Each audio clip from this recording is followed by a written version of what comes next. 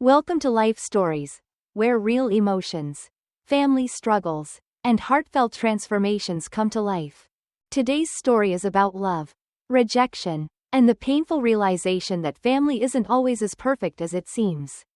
When Jessica's son, Ethan, was treated as an outsider by his own grandparents, she made a choice that changed everything. What followed was a journey of loss, awakening, and ultimately, redemption. Can love truly heal the wounds of the past? Stay with us until the end to find out. Subscribe to our channel to begin today's story with Life Stories. With just a few days left until Christmas, my parents' 12-foot pine tree stood proudly in the grand foyer of their estate on Oakwood Drive. Glittering with Swarovski ornaments, the tree's soft golden glow cast long shadows across the snowy lawn, making the entire house look like something from a Christmas postcard. Inside, the dining table was already set with fine Wedgwood china, as if the meal had been planned down to the last detail. I had grown up in this house, a historic estate that had stood for nearly a century. For my parents, Richard and Susan Caldwell, it wasn't just a home, it was a symbol, a reminder of their place in society, their success, their legacy. Every polished surface, every crystal chandelier, every piece of antique furniture whispered of old money and carefully curated refinement. But I no longer lived here. My life now was different.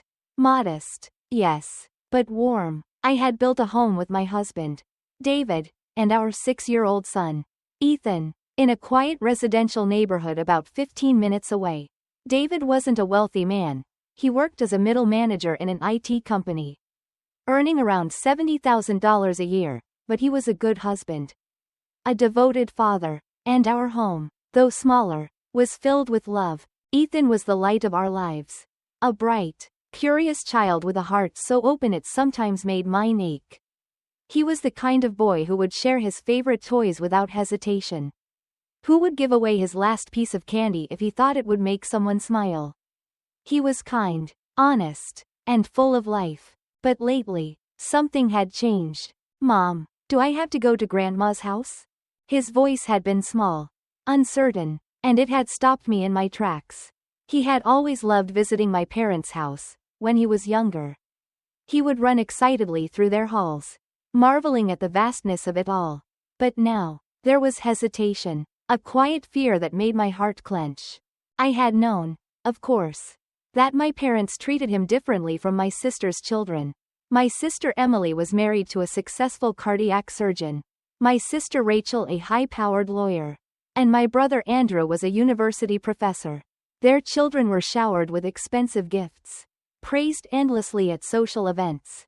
My parents spoke of them with pride, their achievements recited like an honorary list at a gala. But Ethan? He was barely mentioned. At the Greenwich Women's Club luncheons, my mother would go on about Emily's twins, about Rachel's daughter and her early academic successes. But when it came to Ethan, there was silence. He was invisible to them, his existence an inconvenience rather than a source of joy. And yet, we still went, because despite everything, I still wanted to believe that family meant something. That Christmas afternoon, as we pulled into the driveway, I saw Emily's luxury SUV parked beside Rachel's high-end sedan. Ethan, in the back seat, fidgeted with the collar of his red sweater, a sweater he had picked out himself from Target. One that had made him beam with pride when we bought it. "I don't want to go," he whispered, gripping my hand tightly. I forced a smile, squeezing his fingers in return. "It's okay, sweetheart. I'm sure Santa has brought you something wonderful." David, ever the steady presence, placed a reassuring hand on Ethan's shoulder. "Let's just get through this, buddy," he said gently, but I could hear the tension in his voice too. As soon as we stepped inside, the warmth of the house enveloped us, the scent of cinnamon and roast turkey filling the air. The towering Christmas tree stood over a sea of gifts, each one wrapped in elegant ribbons, perfectly arranged beneath the boughs. The voices of my nieces and nephews echoed from the living room, their laughter bright, unburdened, and then my mother appeared. She was immaculate, as always, dressed in a white cashmere sweater, a strand of pearls resting effortlessly at her collarbone. She kissed my cheek lightly, barely acknowledging Ethan. "You're late," she said, a hint of disapproval in her voice. Emily's children are already here. From the corner of my eye, I saw Emily's twins playing with the latest gaming console. Rachel's daughter engrossed in a new tablet. Their gifts were large, extravagant, their joy unquestionable. Ethan stood beside me, his small hands clutching the hem of his sweater, his eyes darting from the piles of presents to his cousins. Then back to me. He said nothing. He didn't have to. Dinner was served with its usual grandeur, perfectly browned turkey, homemade cranberry sauce, sweet potato casserole. Conversations flowed easily, as they always did, filled with stories of business successes, legal victories, medical advancements. My father, sipping his scotch, listened with satisfaction, but when David spoke about his work, my father merely grunted before steering the discussion elsewhere. When Ethan tried to join in, telling a simple story about his school project, my mother interrupted smoothly, dismissively, let's save the children's stories for later. And then came the presents. One by one, the children tore through glossy wrapping paper, revealing their expensive gifts. The excitement in the room was palpable, until it was Ethan's turn.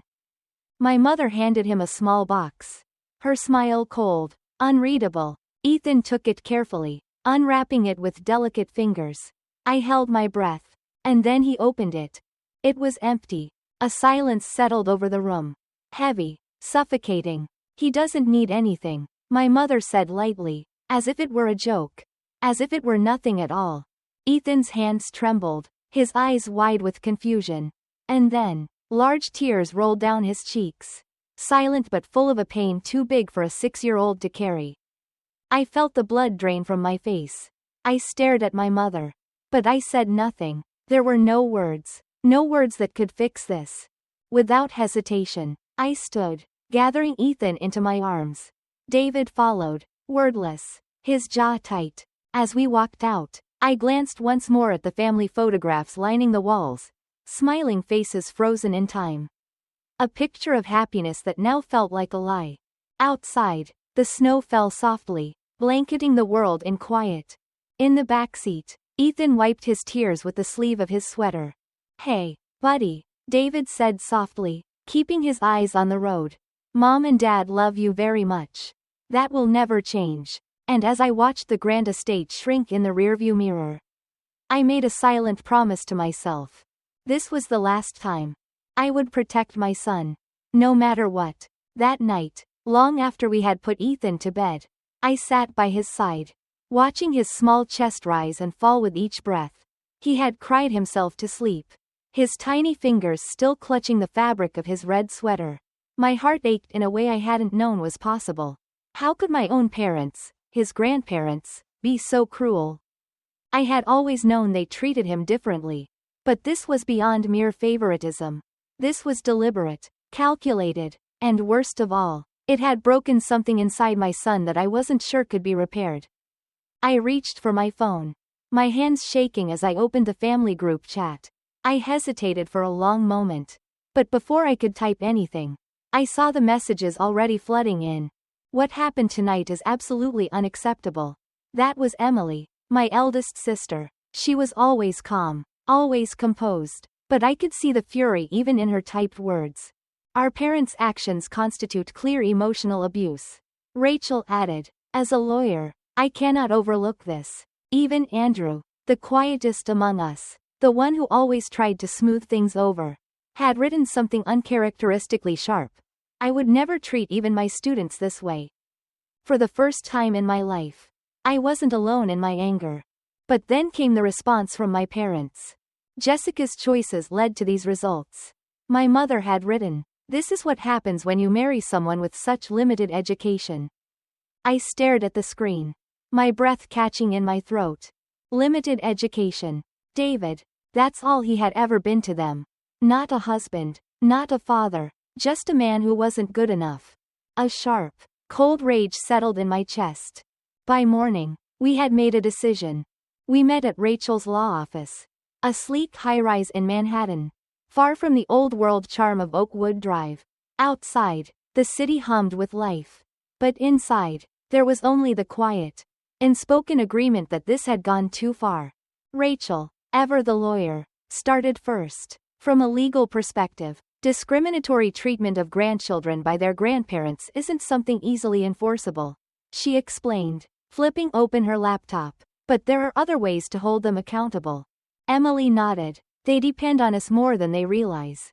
We've been managing their medical appointments, their home maintenance, their finances. Without us, their lifestyle falls apart. Andrew, who had been scribbling on a notepad, finally looked up. I ran the numbers, he said. If we cut off our support, no more Sunday dinners, no more paying their club dues, no more handling their investments, they'll feel it.